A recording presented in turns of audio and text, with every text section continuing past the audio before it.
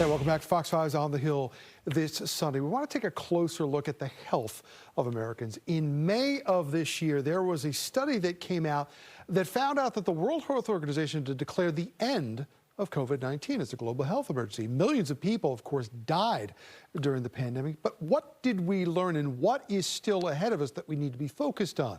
Dr. Jeffery Gold is the Chancellor of the University of Nebraska Medical Center, been kind enough to join us throughout this pandemic, and we want to talk at the end of this year to what might be ahead of us in the new year. Dr. Gold, good to see you again.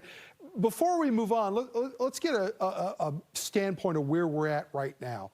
We have heard that COVID has made a resurgence as of late, certainly not where it was, but also we've been dealing with the flu and RSV.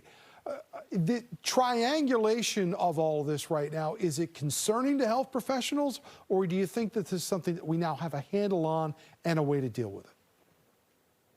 Well, I think it's always concerning when we look at continued hospitalizations. Tom, we're running approximately 19,000 hospitalizations due to just COVID alone a week, and somewhere average in the vicinity of just over 1,000 deaths a week due to COVID. So, before COVID existed as we knew it, those numbers, of course, didn't exist. Add to that the issues of influenza and RSV. But I think the good news is we certainly understand COVID a whole lot better than we did several years ago. We have very powerful antivirals and very effective vaccines for RSV, for the flu, and for COVID. And so I'd say all in all, we're much better positioned. But I think as many of the, health professionals have predicted, COVID has just become one of those seasonal viruses that we're going to be living with probably indefinitely, just like we've been dealing with the flu and with RSV. The good news is our toolkit is just better. Let's talk about that toolkit, because one thing we have seen as of late is that fewer and fewer and fewer people are getting vaccine boosters. Should we be concerned about that? Because the White House is now again sending out free COVID testing kits, which they weren't doing for a while.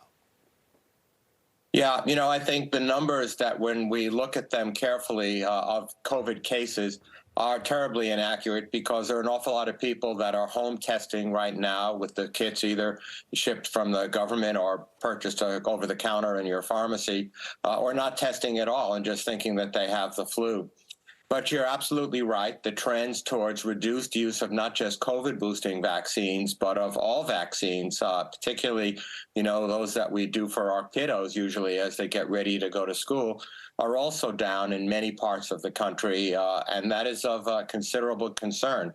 I would say overall vaccine confidence is not at a high point, and we need to do everything we can through working with our public health officials and working with our primary care friends to try to make that better.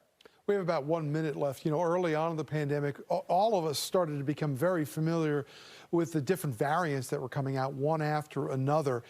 Is there a possibility on the horizon where these variants at some point just stop?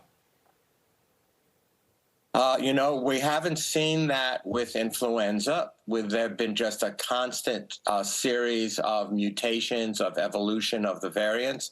And given the experience that we've seen with COVID, which is, what we refer to as a sloppy replicating virus, that is to say, it makes genetic mistakes all the time when it replicates, I would say we're going to be seeing changes, at least for the foreseeable future. Right. You look at the last 6 months, there have been multiple changes even during that period of time. Dr. Jeffery Gold, the Chancellor of the University of Nebraska Medical Center, we appreciate you as always for spending time with us.